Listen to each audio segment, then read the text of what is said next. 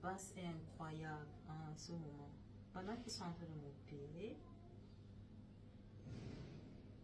l'anesthésie finit de mon corps.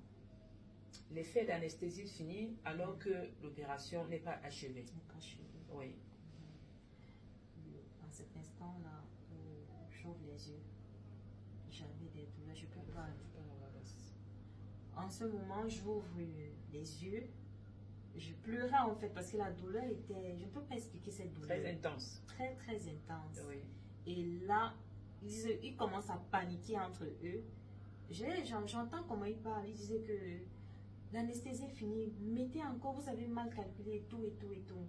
Ils commencent à paniquer entre eux. Et je vous assure, en cet instant-là, mon esprit sort de mon corps, ça quitte mon corps en fait. Et là, je suis en train de partir, je ne sais où.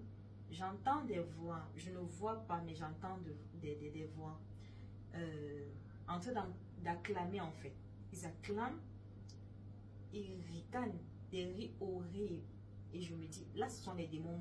Donc, directement, ce sont les démons en fait. Ça vient, c'est l'information que je reçois. Je demande, je suis où? Ils acclament encore en riant, des rires horribles. Un peu comme vous voyez dans les films des Nigériens là. Oui. Oui. Ils me disent, ils me répondent, ils disent, je suis en train de mourir. Je dis, ah, c'est comme ça la mort. Comment ça rit. C'est le genre de rire qui casse les tympans. Qui casse les tympans. Et je quitte de là, je me retrouve en train d'aller, genre, je peux expliquer ça comment, comme un labyrinthe, un tunnel en fait. Oui. Tout est obscur ici. Je ne fais que m'enfoncer à l'intérieur, je suis en train de marcher partir. Et j'entends des cris, des gens qui pleurent, qui crient à l'aide en fait. Je dis, je suis où, tout est obscur ici. Je commence à prendre frayeur. Et là, je dis, Seigneur Jésus, aide-moi, aide-moi, aide-moi. Je commence à pleurer. Je me trouve dans un sphère que je ne connais pas en fait. Et je vous assure, je ne sais pas, le miracle qui s'est passé. Je suis sortie de là, je suis revenue dans mon corps. Et quand je reviens dans mon corps, ils sont en train de coudre mon ventre. Je vous assure, je ressentais toutes ces douleurs en moi. Tout. Et je suis sortie de là par la grâce de Dieu. Il était, je crois, minuit. Je suis entrée à 15h, puis je suis sortie à minuit. 9 heures. 9 heures. 9 heures d'opération. Oui. Il y a eu tellement de tribulations. Ils ont demandé 2 poches de sang à la base.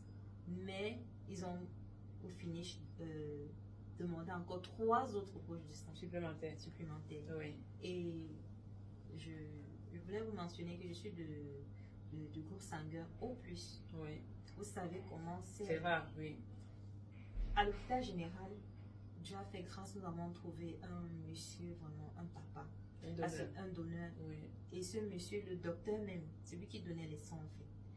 Mon fiancé est parti en journée, il a pris 2. Il a bien demandé à mon fiancé, ça va. Mon fiancé a dit oui, vu qu'il était sûr que ça allait donner les 2 comme les médecins ont demandé. Mais alors, ce papa-là, il n'était plus en service en soirée. Quand les chirurgiens là en fait, c'était des amateurs, des élèves en fait. Oui, les internes. Les internes. Oui. Nous, on ne savait pas ça à la base, on ne savait pas. C'est après tout ce scandale-là que nous avons su. Oui. Je vais revenir à ça. D'accord.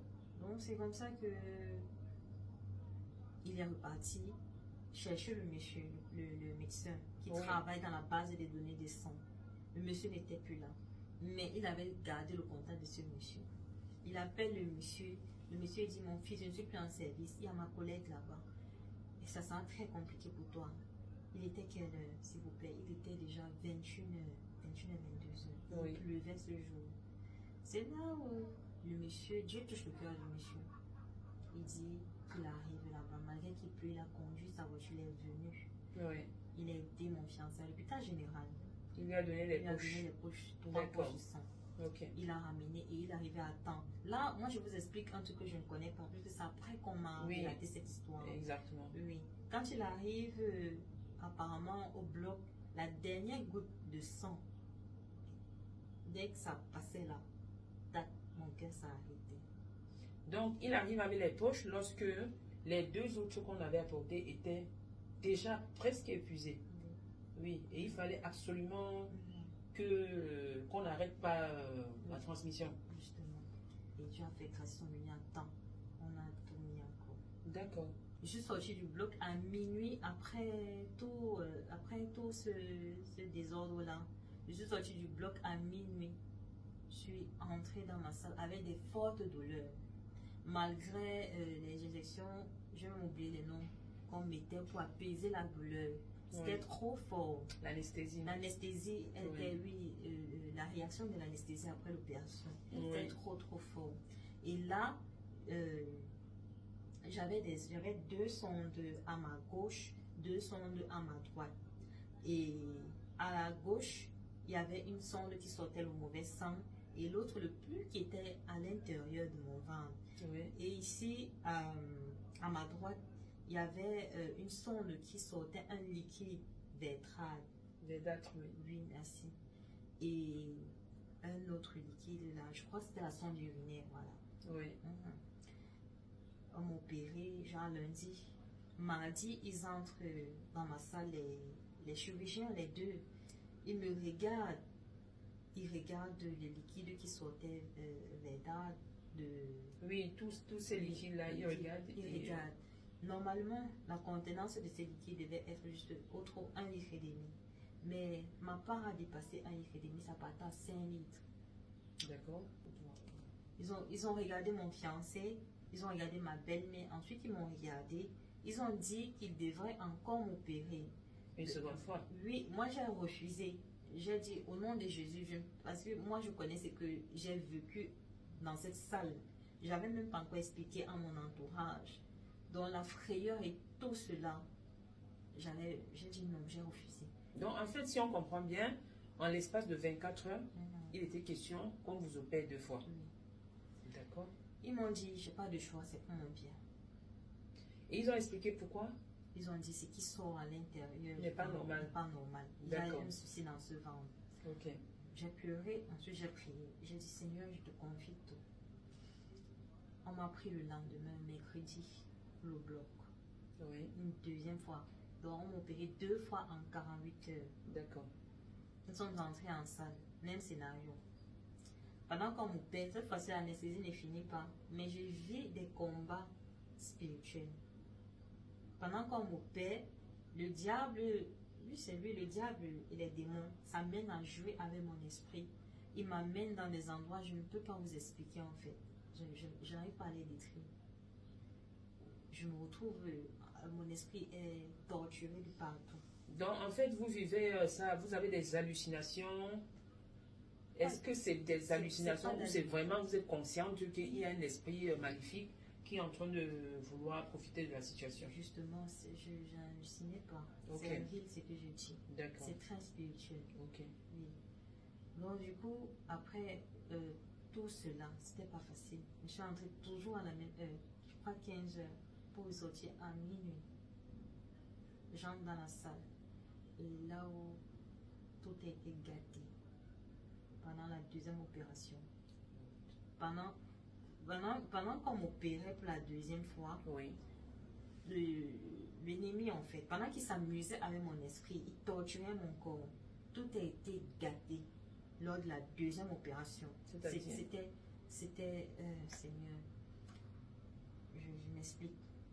Je sors du bloc à minuit, j'entre à 15 heures, je sors à minuit. Le lendemain, en fait, minuit c'est déjà un autre jour. Oui. La journée, la matinée, ça ne va pas. Les douleurs sont tellement fortes, malgré tout ce qu'on met. Ça, c'est après la deuxième opération? Oui, après la deuxième opération. Ils ne sont pas passés, ils ont laissé consigne de ce qu'on doit me mettre les soins aux infirmières. Aux infirmières, oui. Alors là, 2 jours plus tard, comme on dit souvent que tout ce que Dieu fait est grâce.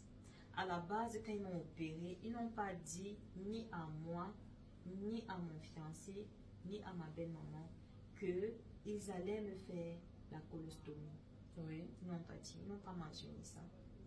Mais comme Dieu est Dieu, 2 jours plus tard, un s'amène, il me dit, mais toi, on t'opère, tu es toujours couché, il faut te lever, tu marches, parce que tu dois marcher, faire bouger les intestins.